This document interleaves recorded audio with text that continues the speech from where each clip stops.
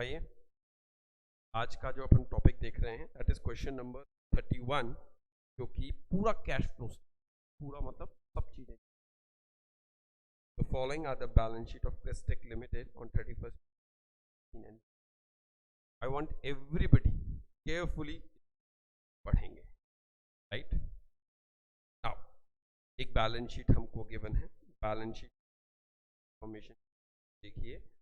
Prepare cash flow statement after taking into the following adjustments. The company paid interest 36 some borrowing, depreciation charge on tangible fixed assets 1,20,000. अब यहाँ हमें ये particular चीज दी हुई है। अब अकॉर्डिंगली कैश फ्लो स्टेटमेंट, पूरा कैश फ्लो स्टेटमेंट, ऑपरेटिंग सब कुछ चाहिए। एग्री बेटा? अब to additional information, very important question. तो सबसे पहले we need to draw the format. तो हम पहले फॉर्मेट के लिए लाइन बना लेते हैं।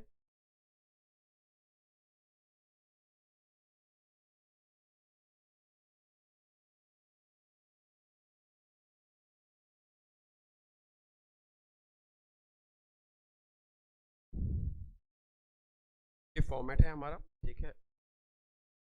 सबसे पहले हमें होता है cash before tax, net profit, sorry before tax, net profit before. तो अब वो कैसे निकलेगा, आइए उस पे चलें। तो अब हमने हमारे क्वेश्चन में देखा, सबसे पहले मैं गया 4 लाख से 3,50,000। तो मुझे क्लियर हो गया कि 50,000 रुपीज का क्या था, लॉस। एग्री? तो मैंने यहां लिखा लॉस फॉर द ईयर, ठीक है। No general reserve is given, nothing is given. 50,000 का नेगेटिवली इनर कॉलम में लिखा 50,000। एग्री बेटा? तो 50 लॉस आ चुका था। अब हम गए नीचे एडजस्टमेंट पे। एडजस्टमेंट पे पहला तो दे रखा है, एक तो एडजस्टमेंट दे रखा है बेटा इंटरेस्ट पेड, और एक देखा है डेप्रीशिएशन। दोनों ही ऐड होंगे, एक नॉन कैश है और दूसरा नॉन ऑपरेटिंग है। अब इस पे प्रॉफिट बिफोर टैक्स क्यों नहीं हुआ? फर्स्ट स्टेप मैं आपको बता चुका हूँ, लॉस है तो टैक्स की कोई इन्फॉर्मेशन ही नहीं है, रिजर्व दे नहीं रखा था, डिविडेंड दे नहीं रखा था, तो हम सीधे आगे चले, ठीक है। अब मैंने ऐड किया सबसे पहले डेप्रीशिएशन, अलग से दे रखा है, डेप्रीशिएशन ऐड कर दिया 1,20,000। फिर मैंने ऐड किया interest on long term borrowing, कितना रुपये था देख लेते हैं हम, कितना रुपये था 36,000। तो हमने 36,000 रुपीज भी ऐड कर दिए। नाउ कोई इनकम, देखिए एडिशनल इंफॉर्मेशन में तो कुछ भी नहीं शो कर रखा, तो हम फ्री हो गए एडमिशन। फिर हम आए, ना कोई इन्वेस्टमेंट है, तो यही हो गया हमारा सेकंड स्टेप, जिसको बोलते हैं operating profit before change in, क्या लिख सकते हैं, operating profit before working capital change. तो हमने सबको जोड़ा तो हमारा आंसर आया 1,06,000, 1,06,000। Agree? This is our first step. Second step जो हमें करना था ऑलरेडी डिस्कस्ड, हम इसके ऑपरेटिंग के काफी सारे क्वेश्चन भी कर चुके हैं। आगे चलते हैं, आगे बढ़े हम। तो करंट सेट्स और करंट लायबिलिटी चाहिए। हमने देखा इन्वेंट्री बढ़ रही है, ट्रेड रिसीवेबल बढ़ रहा है, दोनों बढ़ रहे हैं। बढ़ रहे हैं तो किसमें जाएंगे, माइनस में। ठीक है, हम यहाँ गए पे लिख दिया less increase in current assets. सबसे पहले इंक्रीज में क्या है, इन्वेंट्री। इन्वेंट्री बढ़ रही है 1 लाख से, ट्रेड रिसीवेबल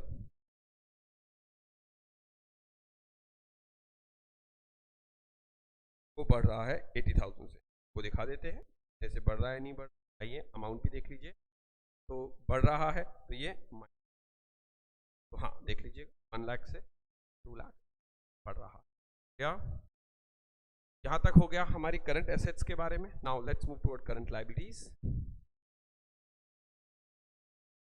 करंट लायबिलिटी में केवल ट्रेड पेबल हैं जो कि इंक्रीज हो रहे हैं। अब ये ऐड हो जाएंगे, ये क्या हो जाएंगे, ऐड हम करेंगे decrease in current liability trade payable, right. कितने रुपए है, 10,000 था, 10,000 ऐड कर इंक्रीज हो रही थी तो हम ऐड कर दिया 10,000। Now after doing all this now we'll have to calculate the 90 minus करना है, 180 माइनस करना है और 1,16,000 प्लस करना है। तो मेरे ख्याल से आंसर नेगेटिव में आया इस पर्टिकुलर क्वेश्चन। आंसर आ रहा है 64,000 नेगेटिव। ये 64,000 नेगेटिव हम यहाँ लिखेंगे और क्या लिखेंगे, operating cash used, operating cash, या फिर आप लिख सकते हैं net cash used in operating activity, ये भी लिख सकते हैं, ऑपरेटिंग कैश यूज भी लिख सकते हैं, या अगर हम शॉर्ट में करें cash used in operating activity. Clear. अब आफ्टर डूइंग ऑपरेटिंग हम आएंगे इन्वेस्टिंग। ये काफी अच्छी और एक्टिविटी और देखने वाली इन्वेस्टिंग एक्टिविटी हम अब कैलकुलेट करने। प्लीज इसको सब ध्यान से देखिए, इसमें कुछ इंपॉर्टेंट है। क्या इंपॉर्टेंट है अब आप देखिए। अब हम आए सीधा हमारी फिक्स एसेट्स पे। भाई इन्वेस्टिंग मतलब फिक्स एसेट्स। 9 लाख से 12 लाख हुई, 9 लाख से 12 लाख हुई, राइट। तो दैट मीन्स इंक्रीज हो रही है, दैट मीन्स इंक्रीज हो रही है, राइट बेटा। तो इस पर्टिकुलर क्वेश्चन में हमें यहां दे रखा है 9 और यहां दे रखा है 12 फिक्स एसेट्स। तो इन फर्स्ट सिंपल वे में हमें लगता है 3 लाख बढ़ रहा है, लेकिन जब हमने नीचे जाके देखा डेप्रीशिएशन चार्ज क्या है 120, तो एक नॉर्मली अगर हम देखें एनी डेप्रीशिएशन हैज चार्ज, तो डेप्रीशिएशन हमारी क्लोजिंग वैल्यू आती कैसे है असेट्स की, असेट्स माइनस डेप्रीशिएशन। तो अगर मेरी वैल्यू है यहाँ पे 9 लाख और ओपनिंग और मैंने 1,20,000 डेप्रीशिएशन लगाया, तो इसकी वैल्यू होनी चाहिए थी according to this particular question 7,80,000, but in this question they have shown the value 12 lakh, तो means value increasing by 4,20,000 rupees. But अगर देखा जाए हमें करना कैसे होगा, हमें ऐसे नहीं, हमें इसको एक सिंपल सा एक अकाउंट बनाना होगा। अब आप ध्यान से देखिए, कैसे एक मशीनरी अकाउंट बनाना होगा नॉर्मली, बहुत जरूरी है, इसको प्लीज देखिएगा सब। क्या होता है जब भी हमें किसी भी क्वेश्चन में 3 इंफॉर्मेशन आ जाए, 2 इंफॉर्मेशन डिफरेंस से सॉल्व हो सकती है, but in case when the 3 informations are available related to any question, it is better to prepare a। देखिए जैसे मैंने अकाउंट बनाया फिक्स एसेट्स का, अब एसेट्स है, एसेट्स का ओपनिंग बैलेंस हमेशा डेबिट होता है, तो हम क्या लिखेंगे, to balance brought down, opening balance कितना रुपए था, 9 लाख, राइट। और एसेट्स का क्लोजिंग बैलेंस बाय बैलेंस यहाँ आएगा carried down 12 lakh. This is given in the question, agree. Always इस चीज को सब ध्यान रखेंगे, अगर एसेट्स है उसका ओपनिंग बैलेंस डेबिट होगा, डेबिट है बैलेंस, और लाइबिलिटी है तो उसको ओपनिंग बैलेंस क्रेडिट होगा। अब डेप्रीशिएशन क्या करता है, डेप्रीशिएशन मशीन डिक्रीज करता है, तो डेप्रीशिएशन क्रेडिट में लगना चाहिए, राइट। कितने रुपए से, 1,20,000। हाउ विल सी, अब हम इसको टोटल करेंगे। कैसे टोटल करेंगे, की वैल्यू आ रही है 1320, इसकी भी वैल्यू कितनी होनी चाहिए थी, 1320, पर हमारी ओपनिंग वैल्यू तो 9 लाख है, तो यानी कितने रुपए का डिफरेंस आ रहा है, 4,20,000। कहाँ फर्क आ रहा है? डेबिट में, तो मतलब और मशीनरी परचेज की है, क्या की है? तो अब हम यहाँ लिखेंगे to bank purchase. See, this is how we need to show in our cash flow statement. We have to make an account.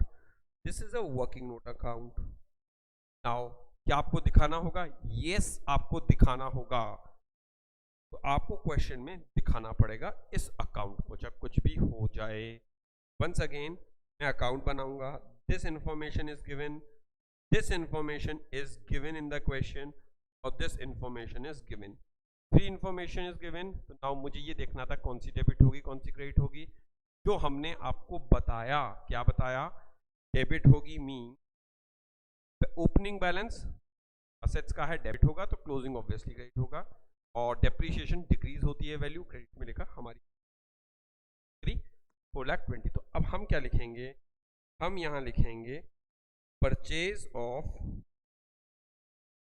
Fixed assets, purchase of fixed assets 4,20,000 अगर परचेज किया है तो। अब देखा हमने और कुछ है, कहते हैं फिक्स्ड एसेट्स के अलावा तो कुछ भी नहीं है, फिक्स्ड एसेट्स के अलावा तो कुछ भी नहीं।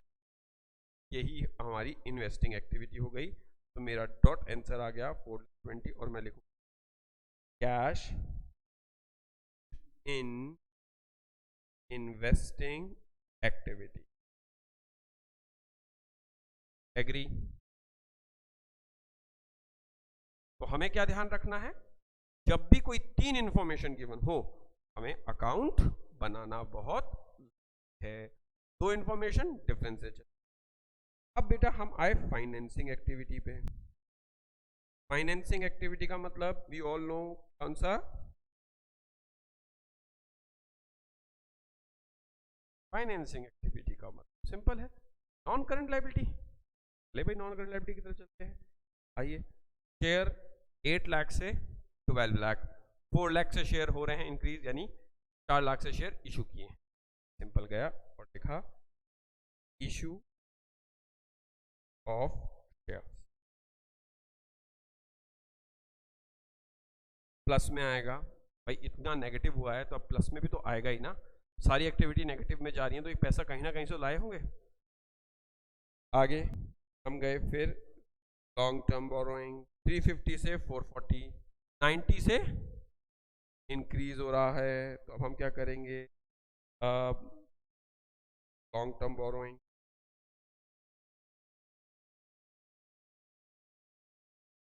लिख सकते, टेकन 90,000, ये भी पैसा आ गया। अब लोन है तो इस पर इंटरेस्ट भी दिया होगा। हाँ, कहाँ गिवन है आप देख सकते हैं, कहा था interest on long term 36।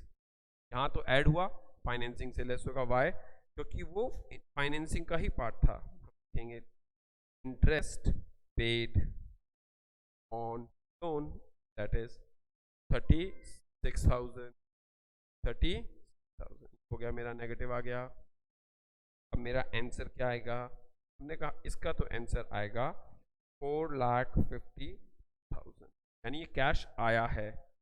Net cash from financing activity, cash from financing activity.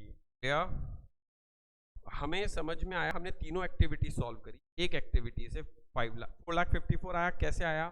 Loan का पैसा आया है और सो कॉल्ड आपका शेयर से पैसा आया है, यानी यहाँ से आपने कैश जनरेट किया। बिजनेस ऑपरेटिंग में लॉस लेके जा रहा है, यूज कर रहा है कैश को, इन्वेस्टिंग में भी यूज कर रहा है, तो पैसा कहाँ से आया हो। आइए अब हम क्या करेंगे? जब हम टोटल कर चुके थे, अब हमें क्या करना होगा? हमें टोटल नेगेटिव निकालना है। मैंने नेगेटिव मेरा आ रहा है 4,84,000। कैसे? आप खुद देख सकते हैं, 420 नेगेटिव है और 64 नेगेटिव है, दोनों का आ रहा है 484। तो हमने क्या देखा? 64 नेगेटिव, 420 नेगेटिव, यानी 484 नेगेटिव है, और 454 पैसा आया है। तो डॉट मेरा 30,000 नेगेटिव आ रहा है, क्योंकि इसका मतलब इस साल मेरा नेट कैश हुआ है 30,000। कैसे भाई? इन्वेस्टिंग से, फाइनेंसिंग से लाया था 454 और खर्च कर दिए 484। तो 30 ज़्यादा खर्च किए हैं। अब मैं क्या करूँगा, ऐड ओपनिंग कैश। अब मैं ओपनिंग कैश निकाल लेता हूँ। देखिए ओपनिंग कैश कितना है, देखेंगे क्वेश्चन हम।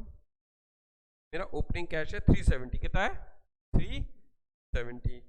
मैंने ओपनिंग कैश ऐड किया 370 माइनस करके 340 आ गया आंसर। तो मेरा क्लोजिंग कैश इतना आना चाहिए। अगर ये है मेरा आंसर सही है। मैंने देखा कितना आ रहा है क्लोजिंग कैश 340।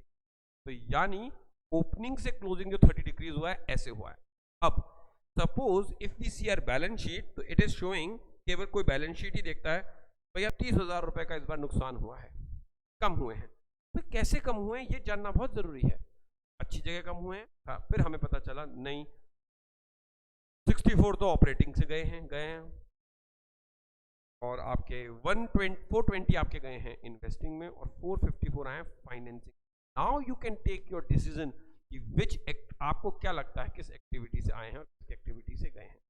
ये ऐसे भी हो सकते थे कि ऑपरेटिंग से आए होते, इन्वेस्टिंग और फाइनेंसिंग गए होते, तो भी 30 नेगेटिव हो सकता था, कुछ भी हो सकता था। तो 30 नेगेटिव होना नहीं, it can be investing, it can do anything, but ये हमें बताता है हमारा बिजनेस का कैश कहाँ फ्लो हो।